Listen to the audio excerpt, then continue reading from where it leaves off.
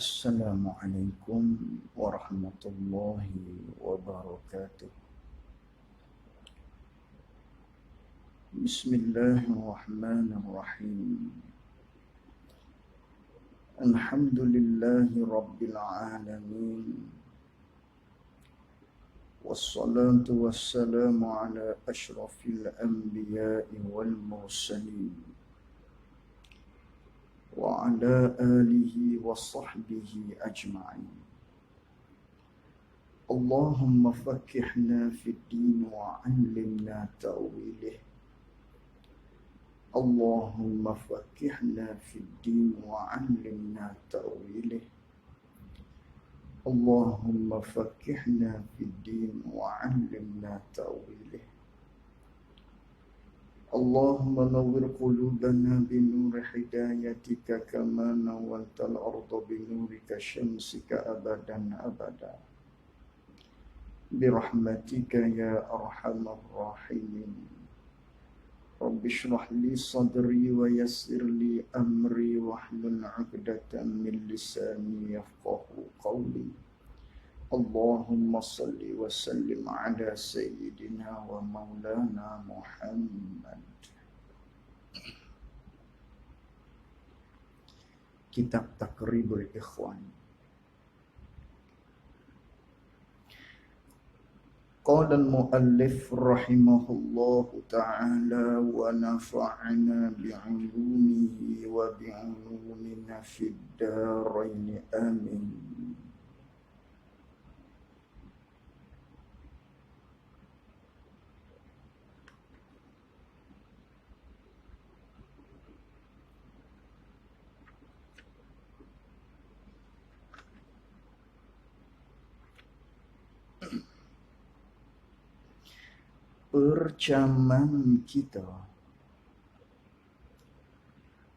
Perjaman kita kata begitu itu dengan sebab kita fikir kalau ada Allah Ta'ala dengan jalan tupan zat yang lain, maka dinamakan dia kan Allah tu.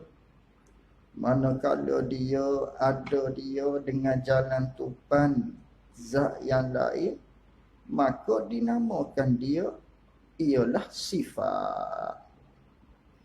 Kalau begitu tetaplah tidak ada iradah kudrat hingga akhir sifat ma'ani padanya pada Allah. Baik, kita sambung perbicaraan kita berkaitan dengan sifat qiyamuhu ta'ala binafsih. Di mana qiyamuhu ta'ala binafsih dengan bahawa terjemahannya berdirinya Allah Ta'ala dengan sendiri, ataupun adanya Allah Ta'ala tu dengan cara-cara diri. Yang mana wajib kita i'tiqad akan bahawasanya Allah Ta'ala itu bersifat dengan sifat qiyamuhu ta'ala binafsih. Ada dia dengan cara-cara diri. Apakah yang dimaksudkan dengan ada Allah Ta'ala dengan cara-cara diri? Ataupun dengan kata lain, sifat qiyamuhu ta'ala binafsih ni, apakah makna dia? Hak wajib kita i'tiqad di hati Allah bersifat dengan qiyamuhu binafsih. Terjemah dalam bahasa Melayunya, ada Allah dengan cara-cara diri. Ataupun terjemahan yang terdahulu, iaitulah berdiri Allah Ta'ala dengan sendiri. Lalu tu apakah maksud dia? Makna daripada kata qiyamuhu ta'ala binafsih tu, ada Allah Ta'ala dengan cara-cara diri, maka padanya terkeluar dua makna. Apakah makna yang pertama bagi qiyamuhu ta'ala binafsih? Ada Allah dengan cara-cara diri. dengan bahawa Allah Ta'ala tidak berhajat nak ada dia di benda lain. Allah Ta'ala tak berhajat nak ada dia. Ada dia ni di benda lain. Allah Ta'ala tak berhajat. Kerana apa dia tak berhajat? Kerana Allah Ta'ala tu ialah zat. Allah ni ialah nama bagi satu zat.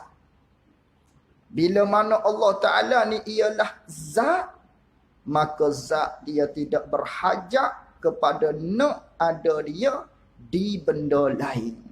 Itu makna yang pertama. Adapun makna yang kedua, qiyamuhu ta'ala binafsih, dengan maknanya Allah Ta'ala tak berhajat kepada yang mengadakan dia. Allah Ta'ala tak berhajat kepada yang menjadikan dia. Tak berhajat. Hak berhajat kepada yang menjadi, nak kepada yang mengada makhluk. Kita ni, kerana passion ada kita, dulunya tidak ada. Tidak ada, timbul ada kita. Muncullah ada kita. Adalah keberadaan diri kita. Maka sebelum ni tidak ada. Dah kita sebelum ni tidak ada. Ada yang mengada. Ada yang buat kita. Ada yang menjadikan kita daripada tidak ada kepada ada. Siapa? Allah. Maka makhluk inilah yang berhajat kepada yang mengada ataupun yang menjadi. Adapun Allah Ta'ala, dia tak berhajat kepada yang menjadi ataupun tak berhajat kepada yang mengada, kerana ada dia bukan passion, dulunya dia tidak ada tau. Tidak sebagaimana ada kita. Itu dua makna bagi qiyamuhu ta'ala binafsih. Kemudian, dalil daripada ayat Al-Qurannya, maklum di kita, iaitulah hak ayat kursi. Allahu la ilaha illa huwal hayyul qayyum. Al-qayyum dengan makna al-qaimu binafsih. Allahu la ilaha illa huwal hayyu. Allah Ta'ala tu apa sifat dia di antaranya? Al-hayyu. Yang hidup, yang maha hidup. Lagi pula al-qayyum. Allah ni al-qayyum. Apa al-qayyum? Ni. Qiyamuhu ta'ala binafsih. Apa tu qiyamuhu ta'ala binafsih? Ada Allah tak berhajat kepada yang menjadi. Allah Ta'ala juga tak berhajat kepada nak ada dia di benda lain. Kerana Allah tu ialah zat. Yang berhajat kepada benda yang lain nak ada dia ialah sifat. Tu hari tu telah kita belajar dah. Baik. Kemudian, manakah dalil akli pula? Dalil akal yang kita nak mengukuhkan lagi akidah kita. Ini dalil akal, dalil yang kita fikir dengan akal ni, tujuan dia, hikmah dia untuk nak kukuh, untuk nak kejap, nak kemah lagi iktikad kita Allah bersifat dengan sifat qiyamuhu ta'ala binafsih. Adapun ayat Quran menyabitkan. Ayat Quran ataupun hadis Nabi SAW menyabitkan Allah bersifat dengan sifat qiyamuhu ta'ala binafsih. Kita kena iktikad, wajib beriman dengan dia. Cuma dalil akal ni ialah sebagai nak kukuh sahaja, nak kemah sahaja. Nak mengkemaskan ataupun nak ikat biar jadi padu apa yang kita iktikad tadi tu. Itu hikmah dalil akal. Lalu tu manakah dalil akal? Dalil Quran kita sebut dah tadi. Percaman kita. Ni alamat ataupun tanda. Percaman tu maknanya dalil lah, dalil. dalil yang bahasa fikir dengan akal tu percaman, alamat ataupun tanda. Percaman kita kata begitu itu, apa yang kita iktikad, iaitulah apa hak kita kata begitu tu, yakni hak kita kata, hak kita ikat di hati kita, hak kita iktikad di hati kita ada Allah Ta'ala dengan cara-cara diri itulah. Tanda kita kata Allah bersifat dengan qiyamuhu ta'ala binafsih tu. Tu begitu tu dengan maknanya Allah bersifat dengan qiyamuhu binafsih tu. Kata tanda alamat hak kita iktikad Allah Ta'ala bersifat dengan qiyamuhu ta'ala binafsih ni, hak ada dua makna ni.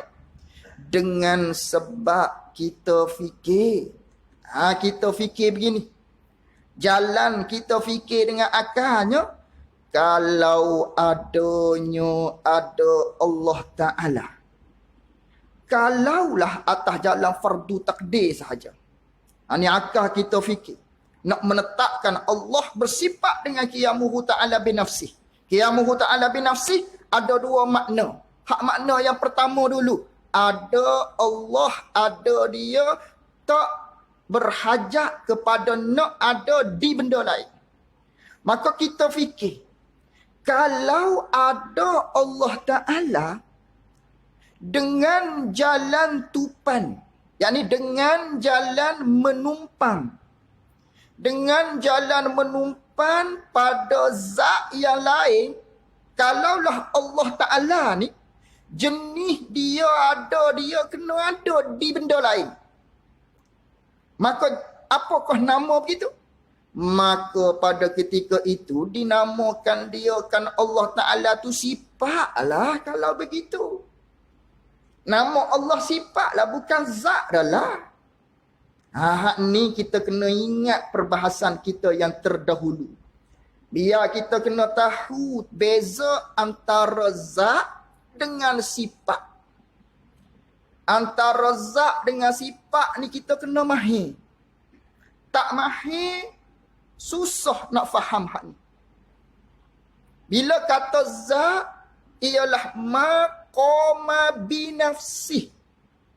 Apa tu maqama binafsih?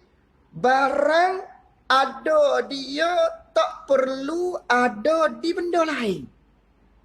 Tu panggil zat. Sama ada zat Allah ataupun diri kita, hak makhluk ni. Panggil zat juga, tapi zat kita nama jirim. Nama zat kita ni jirim. Zat Allah tidak berjirim. Cuma nak ceritanya mana kalau sebut zat, sesuatu ada dia, tak kena ada di benda lain. Tubuh kita, ada tubuh kita, tak perlu ada tumpang di benda lain. Mikrofon ada dia, tak perlu ada di benda lain. Itu panggil zat. Tapi hak ni makhluk ni. Jirim. Mikrofon diri kita ni jirim. Cuma zat. Zat hak jenis makhluk, bila kata zat, benda yang ada dia ni. Tak kena dah kepada benda yang lain. Tak perlu dah kena ada di benda lain. Tak perlu dah kena bertumpang di benda lain. Tak berhajat dah dia kepada nak ada dia di sesuatu yang lain. Tak berhajat dah. Dia boleh duduk sendiri-sendiri. Gitu. Dia seorang. Dia bawa diri dia. Dia tak ada hajat dah kepada nak ada dia di benda lain. Itu panggil zat. Cuma zat tu terbahagi pada dua. Zat Allah. Zat pada makhluk nama dia jirim. Allah tidak berjirim zat dia. Kita belajar dah. Laisa kamislihi syai'. Allah Ta'ala tak sama dengan apa-apa. Tu panggil zat. Bila sebut zat, ada dia. Tak berhajat kepada nak ada di benda lain. Adapun bila kata sifat, sama ada sifat tu ialah sifat Allah ataupun sifat makhluk. Bila nama je sifat, ada dia, kena ada di benda lain. Itu cakap mudah-mudah. Ada dia, kena ada di benda lain. Tu nama sifat. Bila sebut sifat, dia kena ada. ada tu di benda lain. Dia tak boleh nak duduk seorang-seorang dia. Nak bawa diri dia tak boleh. Dia kena ada di benda lain. Contoh bandingnya hak makhluk ni. Kalau kata merah. Merah tu sifat, bukan zat. Merah-merah ni sifat. Tiap-tiap warna dia panggil sifat. Kuning, hijau tu panggil sifat. Hak makhluk. Maka bila kata sifat, hak makhluk dia nama arak. Itu istilah suku lah. Nama dia arak. Arak-arak ni sifat lah. Sifat bagi makhluk nama dia arak. Nama khusus. Spesifik. Gitu. Bagi nama sifat hak makhluk nama dia arak. Jadi arak ni sifat. Kuning, merah, hijau, putih ni panggil sifat. Bila sifat ataupun arak, dia kena ada di benda lain. Dia tak boleh nak bersendiri. Tak boleh. Merah, mana merah? Tu. Kita kata tu merah. Putih, mana putih? Tu. Kering, mana kering? Tu. Tu ada di mana? Ada di tiang. Dia tak boleh nak duduk seorang-seorang dia. Adapun tiang, jirim. Duduk seorang-seorang dia. Dia tak berhajat kepada nak ada di benda lain. Tak berhajat. Tapi benda lain berhajat nak ada dia. Itu jirim. Benda lain yang berhajat nak ada kepada dia. Sifat. Sifat dia berhajat nak ada di benda yang lain. Tapi kalau kata hak makhluk, nama istilah dia arak. Itu saja. Arak ni makhluk. Sifat bagi makhluk. Nama bagi sifat hak jenis makhluk nama arak. Tengok krim. Nak ada dia warna krim. Nak ada dia di tiang. Warna hitam. Mana warna hitam? Ni. Mana hitam? Ni. Ni hak kita tunjuk ni ialah mikrofon. Jadi mikrofon ni ialah jirim. Maka ada padanya warna hitam. Warna hitam tu ialah sifat. Maka sifat nak ada dia di mikrofon. Kena ada di benda lain. Itu panggil sifat. Bila kata sifat, kena ada di benda lain. Manis, masing, pahit, sifat ke semua tu. Jadi bila kata sifat, ada di benda lain. Masing, mana masing? Tu kita tunjuk. Kita tunjuk pada garam. Kerana apa pada garam? Kerana kaedah bila nama sifat, ada di benda lain. Ada mana masing ni katakan? Ada di garam. Ada dekat mana manis ni? Ada di gula. Gula tu jirim makhluk. Zat. Ada dia di gula. Manis tadi. Pedas. Ada di mana? Ada di jirim yang bernama lada. Katakan. Kiaslah dengan mana-mana. Bila nama sifat, ada dia di benda lain. Cuma sifat tu terbahagi pada dua. Sifat hak qadim Allah, sifat makhluk nama dia arat. Allah Ta'ala tak bolehlah kita nak gambar sifat Allah Ta'ala ni. Oh, sebagaimana ada putih di tiang, sebagaimana ada manis pada gula, sebagaimana hak sifat-sifat makhluk ni, tak bolehlah kita fikir macam tu. Cuma bagaimanakah sifat Allah? Hak ni kita serah kepada Allah. Cuma kita nak menyabitkan Allah ada sifat gitu. Jangan kita faham sifat Allah sebagaimana sifat hak di makhluk ni putih ada di tiang. Oh, kena ada dengan makna bertempel, dengan makna tepek, dengan makna melekat. Ada melekat di Allah. Bukan begitulah. Sebagaimana adanya putih melekat di baju kita, di lengan baju kita. Sebagaimana warna hitam seolah-olah kita kata melekat ada pada mikrofon. Bukan sifat Allah, bukan begitu. Maha suci Allah. Cuma nak cerita sifat Allah ada sifat. Maka manakala sifat, kaedah dia bila sifat ada di benda lain, dia tak boleh nak bersendirian. Yang jenis bersendirian ni ialah zat. Itu hak kita kena faham betul-betul. Baik, kalau begitu, manakala kita faham dah zat, apa itu sifat, maka dia kata di sini, kalau ada Allah Ta'ala ni, ada dia tu, dengan jalan, dengan maknanya, dengan bahawa ada Allah ni, ada dia di zat yang lain. Kalaulah ada Allah ni di benda yang lain, maka ketika itu dinamakan Allah sifat adalah.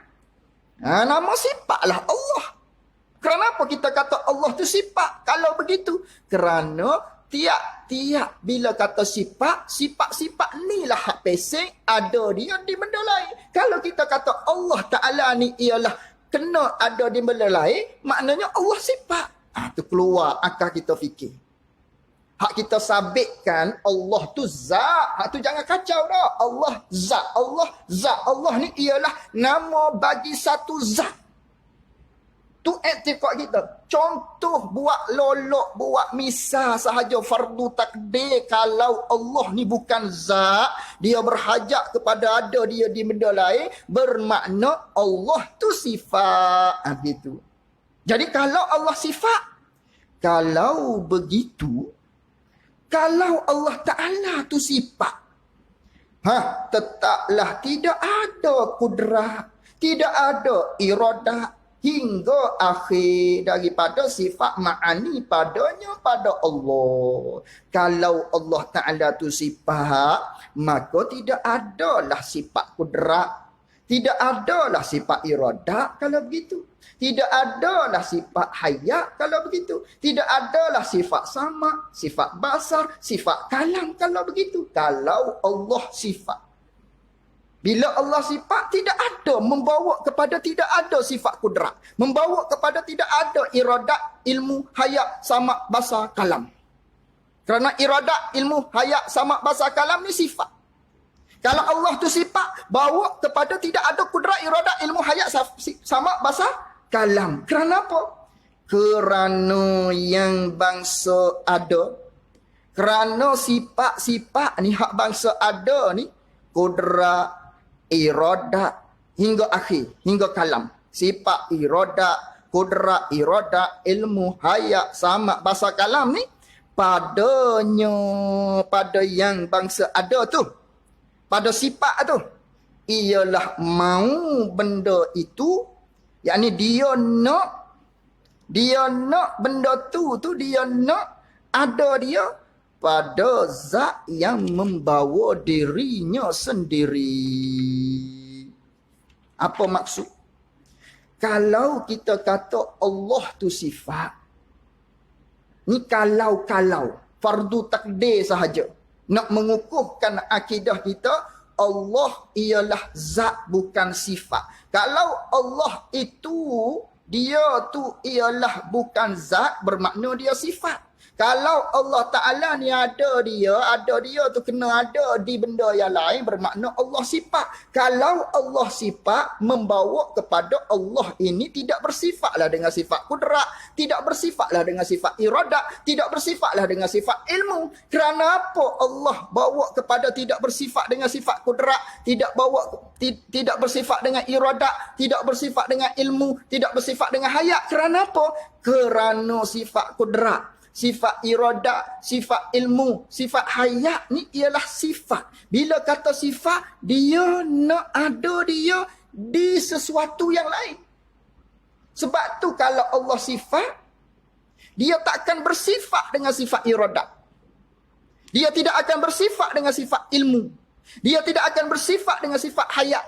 Dia tidak akan bersifat dengan sifat kalam dan seterusnya. Kerana apa? Kerana iradat hingga kalam ini sifat. Sifat dia kena ada di benda lain. Kalau begitu, kalau Allah sifat, dia tak bersifatlah dengan sifat tadi. Dengan sifat iradat, dengan sifat ilmu tadi. Kalau Allah tu sifat. Lalu tu, maka ada pun sifat, maka tentulah tak boleh ada padanya, pada sifat tu, tak boleh ada sifat yang bangsa ada. Iaitulah kudrat, iradat, ilmu, hayat. Kalau Allah tu sifat, maka macam mana nak ada sifat kudrat, macam mana nak ada sifat iradat, macam mana nak ada sifat hayat dan lain-lain hingga kalam. Tak bolehlah. Kerana sifat tidak boleh bersifat dengan sifat. Sifat tidak boleh bersifat dengan sifat. Sifat yang bangsa ada tidak boleh bersifat dengan sifat yang bangsa ada. Contoh, Merah. Bila kata merah, dia tak boleh dah nak bersifat dengan sifat yang bangsa ada. Tak boleh dah. Merah nak bersifat dengan kuning. Dia tak boleh. Sifat nak bersifat dengan sifat tak boleh. Manis nak bersifat dengan pedas. Dia tak boleh dah. Masin nak bersifat dengan manis. Tak boleh. Masin nak bersifat dengan gula. Dia tak boleh. Ni kita makan ni. Rasa masa-masa manis ni. Tu dia ada di zat. Ada mana? Ada di ikan ke? Ada di tom yum ke? Ada di kuah kita bagi. Kuah tu zat. Kerana tu kita kata, masa-masa manis ni. Ni dua sifat ada ni. Tu bersifat. Tu kerana bersifat ada masa manis tu ada di zat. Zat bermakna zat dia boleh bersifat dengan lain. Ada pun sifat nak bersifat dengan sifat. Dah ni tak boleh. Manis nak bersifat dengan masin dia tak boleh. Ni masa masin ni rasa ni dia bersifat di sesuatu yang lain masa manis itu. Di garam ke ataupun di kuah ke ataupun di air ke ataupun di ikan ke lain-lain. Hak tu kita kata ada banyak sifat tu, ada rasa masin, ada rasa manis. Kerana di kuah tu ialah jirim. Sifat dia tak boleh nak bersifat dengan sifat. Tu kaedah dah. Sifat yang bangsa ada, dia tak boleh nak bersifat dengan sifat bangsa ada. Dia tak boleh dah.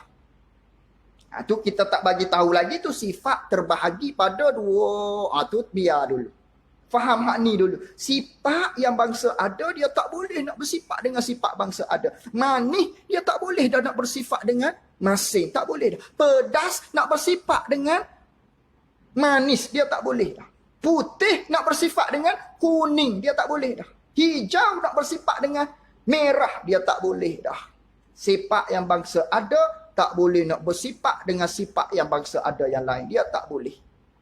Itu bila kata sifat, tak boleh bersifat dengan sifat. Jadi kalau Allah tu sifat, andai kata buat-buat kata jalan akal kita fikir saja ni, kalau Allah sifat, bermakna dia tak bolehlah nak bersifat dengan iradah, tak boleh nak bersifat dengan hayat, tak bolehlah nak bersifat dengan samak basar dan lain-lain. Kalau begitu, kemudian bila tak boleh ada sifat ma'ani padanya pada Allah Ta'ala. Kalaulah Allah tak bersifat dengan kudrat, Allah Ta'ala tak bersifat dengan iradah hingga kalam. Itu maksud sifat ma'ani itu, sifat kudrat hingga kalam. Kalau Allah tak bersifat, kalau Allah Ta'ala ni, bila tak boleh bersifat dengan sifat kudrat, iradah, ilmu, hayat, sama yang kita fardu takdir kalau Allah tu sifat. Kalau Allah tu sifat, dia tak boleh nak bersifat dengan kudrat, iradat hingga kalam. Maka pada ketika itu pula, tetaplah tak sabit maknawiyah gatek. Apa gatek maksudnya juga. Gatek tu juga. Bahasa Kelantan, retek, etek. No etek. No etek weh. Mai sini sikit. No etek. No etek. Itu bahasa lah. Makna sini juga. Kalau Allah tu sifat, maka Allah tak ada lah sifat kudrat, iradat, ilmu, hayat, samak basar. Kalau Allah tak bersifat dengan kudrat, iradat, ilmu, hayat, samak basar, tak sabitlah maknawiyah juga. Apa tu maknawiyah juga? Di sini dengan makna samaratus sifah. Payah juga malam ni. Maknawiyah maksud di sini samaratus sifah, kena tanda. Samaratus sifah maknanya iaitulah kuasa, kehendak menentu, mendengar, melihat, berkata-kata. Tu maknawiyah, makna kat sini ialah samaratus sifah. Dia begini. Allah bersifat dengan sifat kudrat. Ni hak i'tiqad yang betul dulu. Allah bersifat dengan iradat. Allah bersifat dengan ilmu. Allah bersifat dengan hayat, samak, basar, kalam. Melayu pula. Allah bersifat dengan berkuasa, kudrat. Allah bersifat dengan iradat, berkehendak. Allah bersifat dengan ilmu, pengetahuan. Allah bersifat dengan sama, pendengar. Basar, pelihat. Allah bersifat dengan sama, pendengar. Allah bersifat dengan pelihat. Sama, pelihat, pendengar, basar, pelihat. Basar, pelihat, sama, pendengar. Allah bersifat dengan sama, Allah bersifat dengan pelihat. Allah bersifat dengan sama, Allah bersifat dengan pendengar. Allah bersifat dengan basar, Allah bersifat dengan pelihat. Kalam, Allah bersifat dengan perkata. Itu sifat Allah. Baik. Mana kalau Allah bersifat dengan kudrat, Allah bersifat dengan berkuasa, maka Allah Ta'ala kuasa. Keluar natijah dia. Allah bersifat dengan kudrat, bersifat dengan berkuasa. Manakala Allah bersifat dengan berkuasa, Allah berkuasa. Ini berkuasa ni hak di sini. Hak kita kata tak sabitlah maknawiyah. Maknawiyah dengan mana sama ratus sifat. Allah bersifat dengan iradat, berkehendak. Terjemah Melayu. Manakala Allah bersifat dengan iradat, berkehendak, Allah berkehendak. Allah bersifat dengan basar. Basar ni pelihat. Allah bersifat dengan pelihat. Manakala Allah bersifat dengan pelihat, Allah melihat. Allah bersifat dengan pendengar. Manakala Allah bersifat dengan pendengar, Allah mendengar.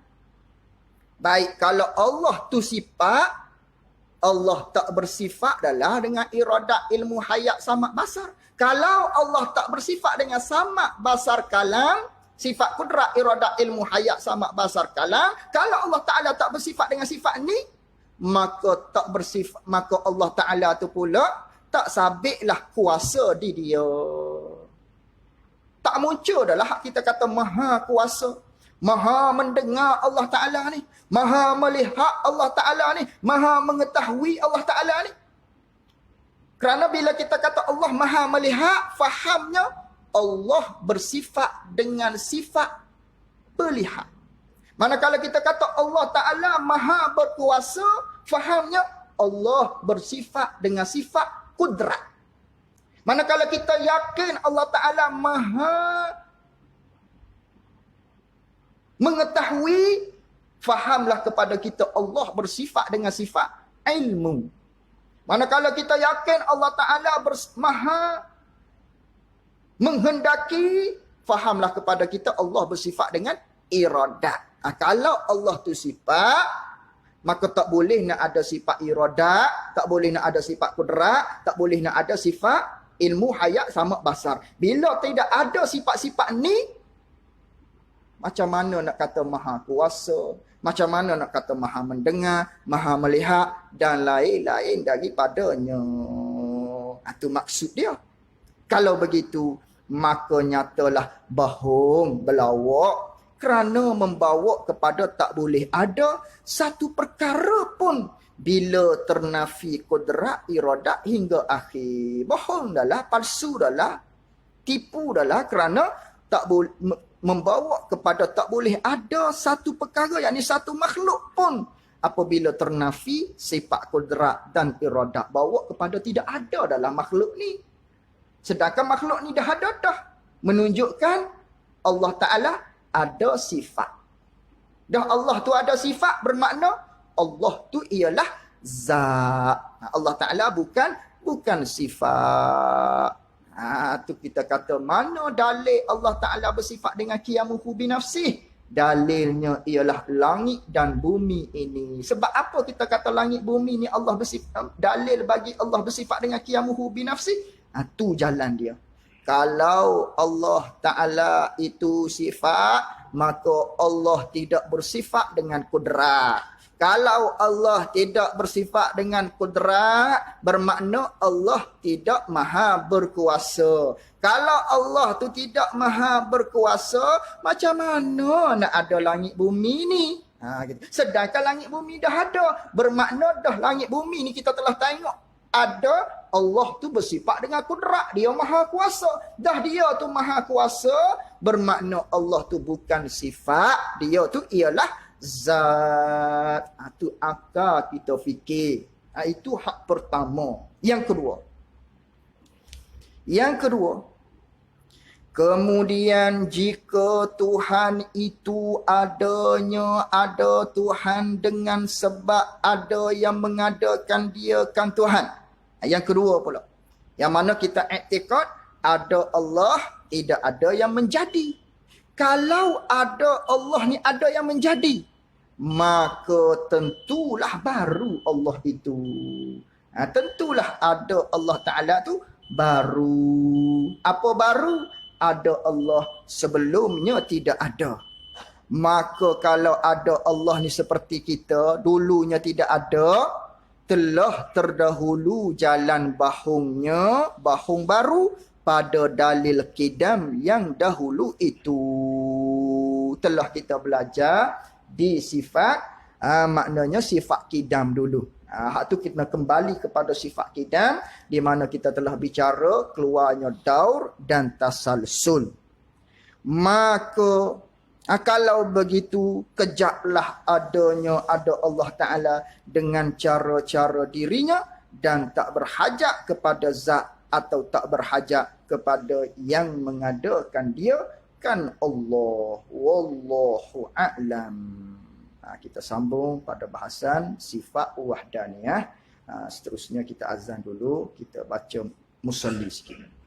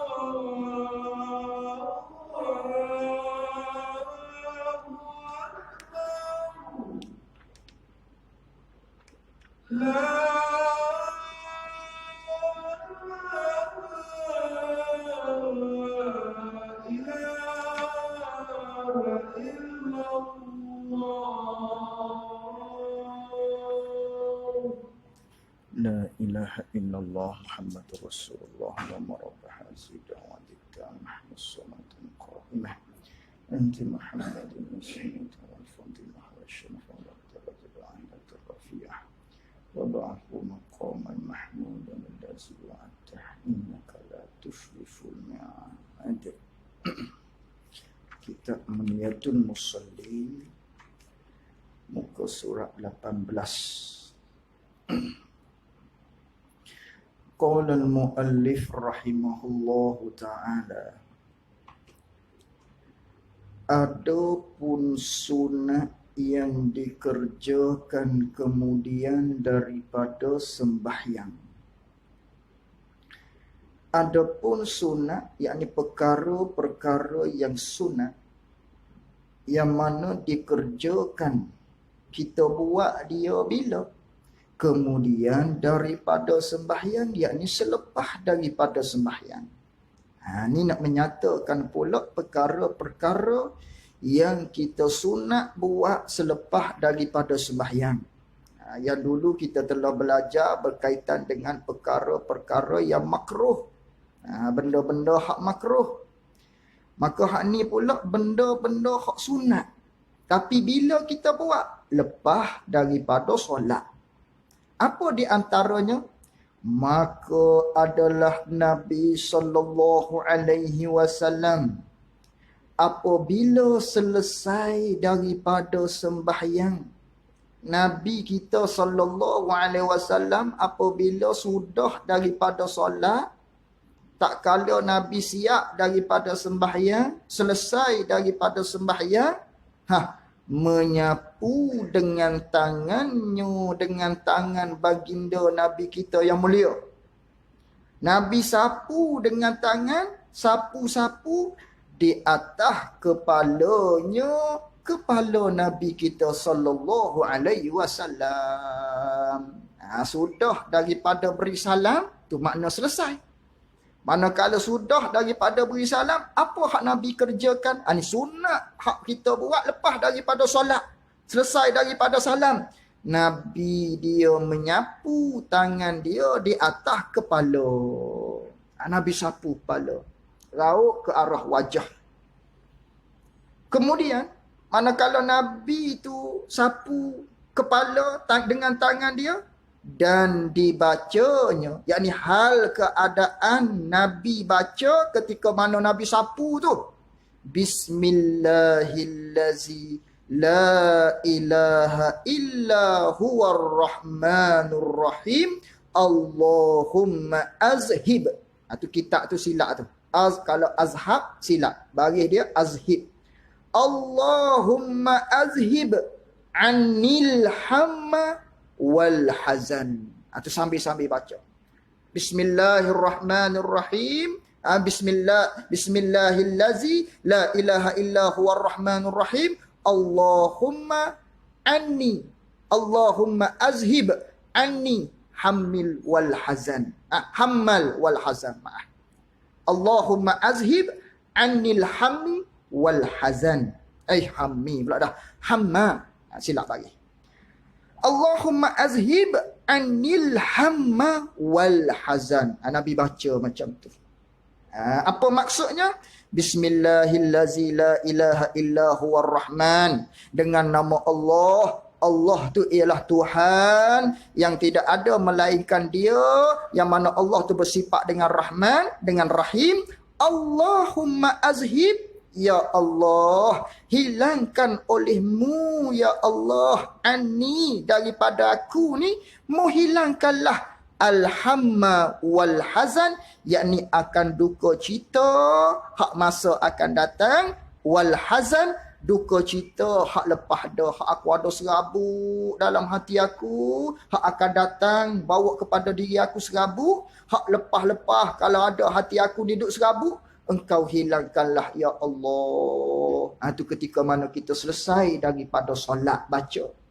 Ataupun dalam riwayat yang lain, Allahumma azhib annil hamma wal hazan. Pakai potong. Tidak ada bismillahirrahmanirrahim la ilaha illa huwar rahmanur rahim tu tidak ada. Pakai terus kepada Allahumma azhib annil hamma wal hazan. Boleh juga. Ada dua riwayat maknanya. Ini hak dikerjakan oleh Nabi. Di sini juga isu, di antaranya isu besar terjadi di antara kelompok-kelompok tertentulah. Di antaranya puak-puak hak kata ini bid'ah ni. Apa duk sapu tangan ni, Nabi tak buat ni. Ni dalam Muniyatul Musalli ada ni. Dalam Azkar Imam Nawawi ada. Dalam kitab I'anatul Talibin ada. Ada cerita ni masalah ni. Mana hadisnya? Hadisnya diriwayatkan oleh Imam At-Tabarani. Di mana katanya di dalam maknanya di dalam kitab hadis tersebut, di dalam kitab Imam Tabarani, di mana daripada Anas bin Malik sahabat Nabi sallallahu alaihi wasallam, anna nabiyya sallallahu alaihi wasallam kana iza shalla wa faragha min salatihi masaha bi yaminihi ala ra'sihi wa qala bismillahillazi la ilaha illa huwar rahmanur rahim Allahumma azhib annil hamma wal hazan wa fi riwayatin masaha jahbatahu biyadihil yumna wa qala fiha Allahumma azhib annil hamma wal hazan. Ada hadis di mana hadisnya Nabi SAW dikatakan oleh Anas bin Malik, sesungguhnya Rasulullah apabila Nabi solat, selesai daripada solat, beliau menyapukan dengan tangan kanannya di atas kepala sambil berkata Bismillahirrahmanirrahim la ilaha illa huwar rahmanur rahim Allahumma azhib annil hamma wal hazan. Ini hadisnya. Dalam satu riwayat, Nabi sapu akan dahi dengan dua tangan. Mula daripada dahi, bukan atas kepala, tapi di dahi, Nabi pun rauk wajah Nabi. Sambil Nabi kata, Allahumma azhib annil hamma wal hazan. Ini hadis Nabi SAW. Maknanya bukan bid'ah. Hak demo duk kata bid'ah ni, bid'ah masuk neraka ni, Nabi tak buat. Ni hadis ni. Nak campak kat mana hadis ni? Hadis ni tak sahih. Tak sahih apa maksud tak sahih? Maudhu'. Direka-reka oleh ulama. Dicipta oleh ulama hadis tersebut. Tidak. Hadis ni diperselisih ulama. Ya, diperselisih. Tapi diperselisih oleh ulama di antara hadis ni sahih ke dhaif. Tu je, bukan kata maudhu'. Maudhu' ni maksudnya bukan hadis tapi reka-reka, tu panggil maudhu'. Buat-buat kata hadis, walha bukan hadis ni, nipu pada hadis, tu maudhu' nama dia. Belawak di atas kata dah hadis. Padahal tidak ada, tu maudhu'. Hak ni bukan maudhu'. Sama ada hak ni sahih atau dhaif. Dhaif ni maknanya lemah. Sebab apa kata lemah? Kerana ada di antara perawi hak cerita hadis ni daripada sekian sampai kepada Nabi ni, ada susu jalur dia tu seorang hak bernama Zaid Al-Ammi, di mana ulama kata dia ni tak berapa nak siqah. Tak berapa nak siqah. Seorang saja tak berapa nak siqah mana. Mungkin ada buat perkara-perkara yang tak elok ke. Ni orang ni perawi ni. Maka dikatakan setengah ulama, jumhur ulama kata hadis ni hadis dhaif. Kalau hadis dhaif, adakah ia berlawak di atas nama Nabi? Tidak. Hadis dhaif tetap hadis. Cuma tarah dia tu dihukum dhaif sebab ada perawi tadi tu ada perawi ni maksudnya hak dicerita daripada mana, daripada mana, daripada mana, daripada mana sampai Rasulullah adalah salah seorang tu kurang siqah. Oleh kerana ada seorang sahaja kurang siqah, maka tidak sahih lah, maka dhaif lah. Tapi hadis Nabi SAW. Bila kita kata ini ialah bid'ah, Nabi tak buat. Kerana apa kita kata bid'ah, Nabi tak buat pula? Sedangkan ada hadis Nabi SAW. Dan diperbincangkan oleh ulama bila hadis dhaif boleh diamalkan di dalam masalah untuk kita nak buat ibadah. Boleh kita guna hadis ni untuk kita buat satu-satu ibadat. Boleh nak beramal dengan dia. Tu biar kita jelas. Jangan kita dok kata, orang dok kata kita, oi bid'ah tu masuk neraka dah lah, pakar tak buat. Tak buat biarlah tak buat tu. Tapi jangan menghukumkan yang melakukan ialah buat benda bid'ah. Bid'ah mana? Bid'ah yang bawa kepada masuk neraka. Kerana apa? Kerana duk buat benda-benda hak direka oleh Nabi kita sallallahu alaihi wasallam. Habis kat situ. Ni ada hadis, ada hadis.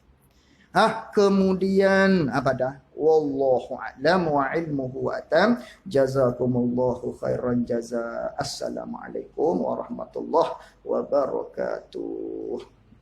Saya nak minta hak mana tidak ada urusan, sama-sama solat hajat kepada bapa saudara saya yang sedang ternak sekarang di Kelantan. Pak saudara, semoga-moga dipermudahkan oleh Allah Ta'ala, dan juga kepada isteri saya sendiri yang akan bakal melahirkan anak yang keempat tak lama lagi, mungkin dalam bulan 2 diunya, ada beberapa belah hari lagi. Semoga dipermudahkanlah urusan bersalin dan lain-lain daripadanya. Terima kasih banyak-banyak diucapkan. Wallahu alam. Assalamualaikum warahmatullahi wabarakatuh.